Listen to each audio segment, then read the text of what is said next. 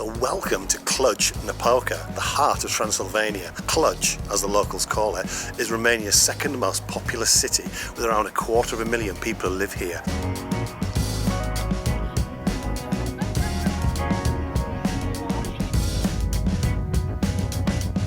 And if you love history, there's a lot to see here, like St. Michael's Church, a beautiful Gothic church from the 14th century, or the statue of Matthias Corvinus, a famous king who was born right here in Cluj.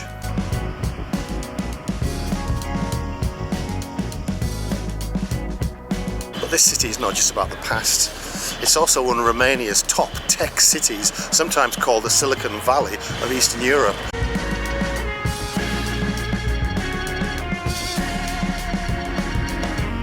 So hit subscribe, hit like, and let's go and explore Cluj Napoca. Right, so I'm in Memmingen Airport, Germany, and I'm about to fly to Romania on Wizz Air. And to get these cheap flights, you just got to remember not to have much luggage. Let's go.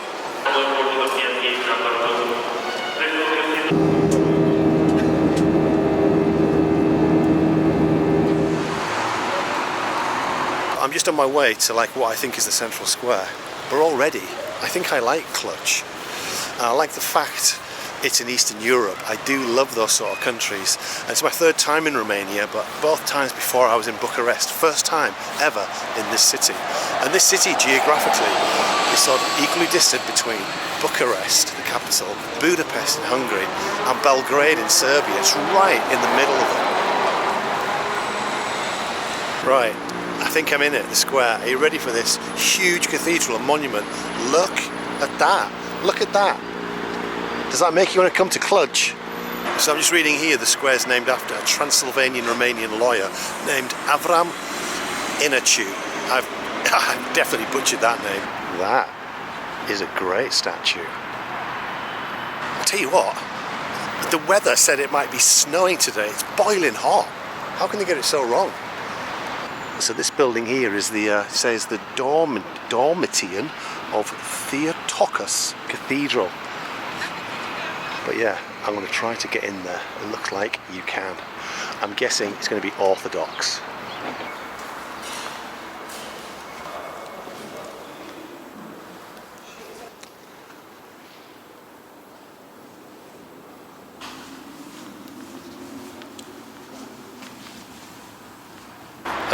That church is amazing, absolutely amazing. Let's go and see this statue. I love these traditional clothing. Or maybe you prefer the wooden kitchen products. If you want your spoons and your bits and pieces, then come to this beautiful little market. I've just read that the guy on the statue is that lawyer who the square is named after. And look at the gorgeous building behind it as well, with the red towers and turrets. Magnificent church. Honestly, I didn't know what to expect when I came here. I had no high hopes for it, that was for sure. But it's gorgeous. Even down to the little eggs, painted eggs there for Easter. And there is the National Theatre.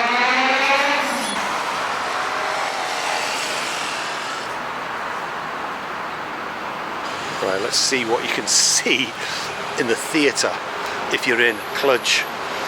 Il Trovador Tannhauser Sanziano Bebele. And I think I've butchered every single one of those.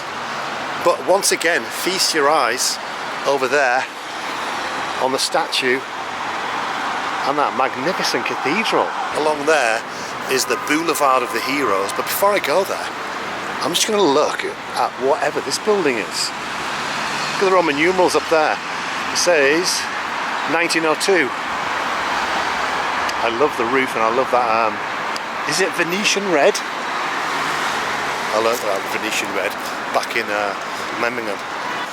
My knowledge of Cluj is very scant. I haven't had time to research it because I only planned this trip last week. Is this one of the heroes? Maybe? Alexandru Veda Vovod. but it's a very pretty street. Look at those buildings. I think my favourite one's that sort of brown one in the middle, or the one next door. They are great buildings. So I've just found out why it's called Hero Boulevard, and it's quite fitting.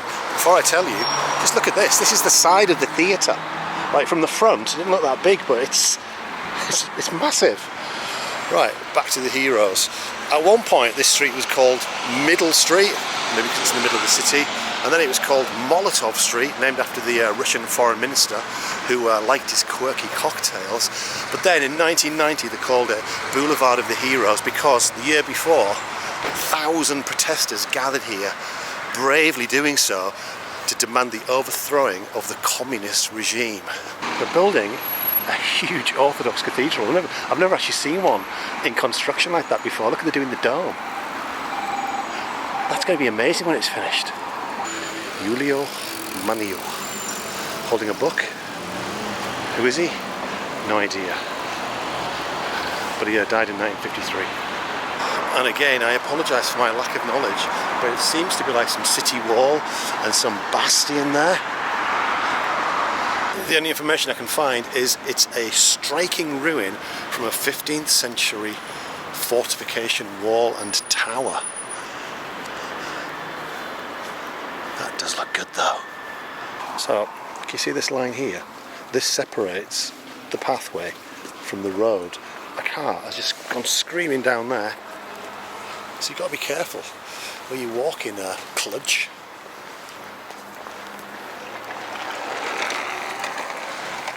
Exactly what I mean. You wouldn't know, would you? Until you're in hospital.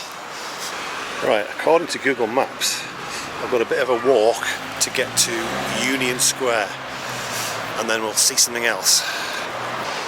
Do you know what? That's true. Visit Cluj. Visit it. Nice church. Nice singer. But this statue is quite a famous one. I think it's Roman, isn't it?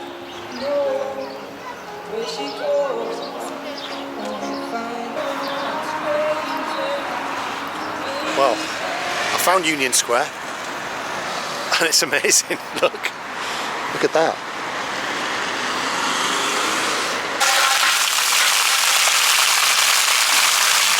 So yeah, this is Union Square, fitting there with the European Union and the Romanian flag, but it's the largest, or one of the largest squares in Romania, and it's where people come to hang around, do some people watching, have some food, and apparently some of the best cafes in the city.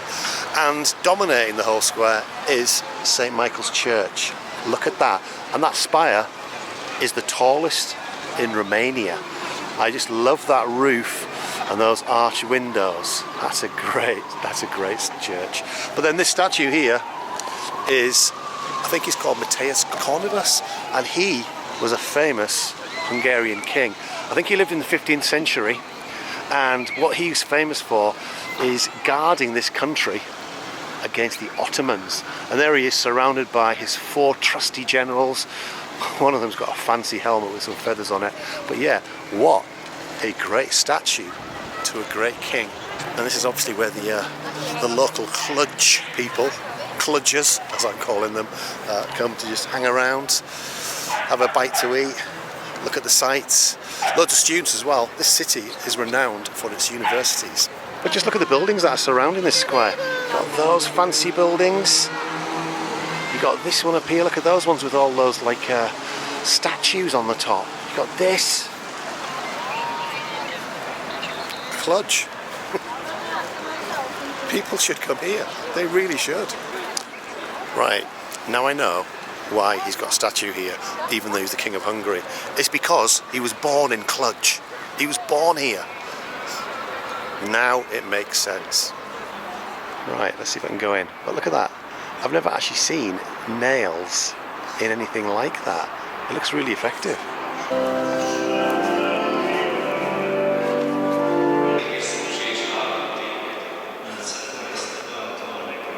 I didn't really want to film in there because there was a service going on. but it was beautiful, take my word for it. This building here is the Bani Palace and National Museum of Art. But I'm not going to go in. I just want to show you the outside because it's just a prime example of the amount of money that was in this city in the 18th century. It was obviously built by some Hungarian duke, so that's the sort of person who was living in this city. Right, let me give you a little bit of history about this place. It started about 2,000 years ago when the Romans called their settlement Napoca. It was like a little military outpost. Eventually the Saxons came and they turned it into a cool medieval village called Klausenburg. But then when Matthias Corvinus came, the great renaissance of Hungary began. And he was born here, like I said, in 1443. And his influence turned Cluj into a culture and learning hub. Under communism, it sort of saw rapid industrialization, but also strict policies, and then came the revolution. Right, I'm going to head down this road, and you can see at the end of it, there's a historically significant building. So this is the Boxey House, and why it's historically significant is it's because that king, Matthias Corvinus, he was born here. And the guy who owned it, I think he was like a wine merchant.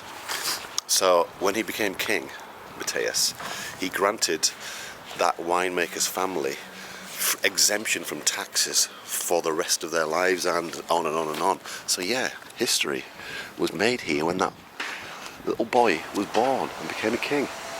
Yeah, it says here, Matthias Corvinus, the son of the great Voivode of Transylvania and governor of Hungary, was born in this building. Right, just come to a little square, museum square. It's got this great obelisk with a scene from Cluj in yesteryear. Look at them with the top hats and fancy hats there. Wow, someone has got his head lopped off. And again, anywhere where there's an open space, you will find tables and chairs and people enjoying life in Cluj Napoca. Let's have a look at a more modern side of Cluj. Well, I'm guessing this thing here is from the communist days. But there's a more modern side. Universitatea Technica. Right, I'm actually on my way to like the Central Park, but I've just come across this. The Monument Anti-Communist Resistance. Hammer and sickle. Chains. I like it.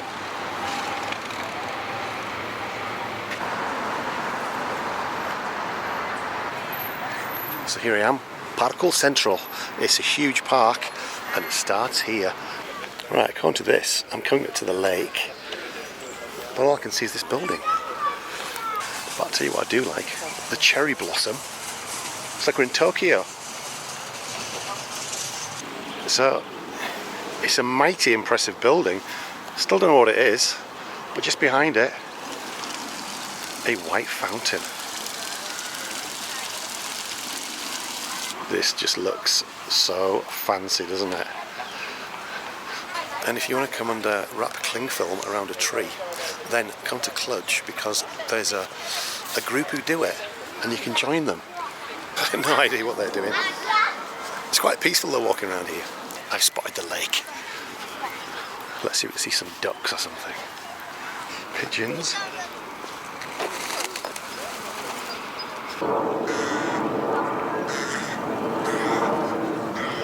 I spotted a black swan, a couple of black swans. Last time I saw some of those was in Perth, Western Australia. Right, I'm back in the central core and it's time to get a beer. Beer a la Cluj. Quite expensive, 24 lei. Is it good beer? Good? Yes. Good. It's a local beer. Local beer from Cluj. Okay. Wow, it's got a fruity taste. Right, finished my beer. Back to the hotel. Done a lot of walking today. See you tomorrow.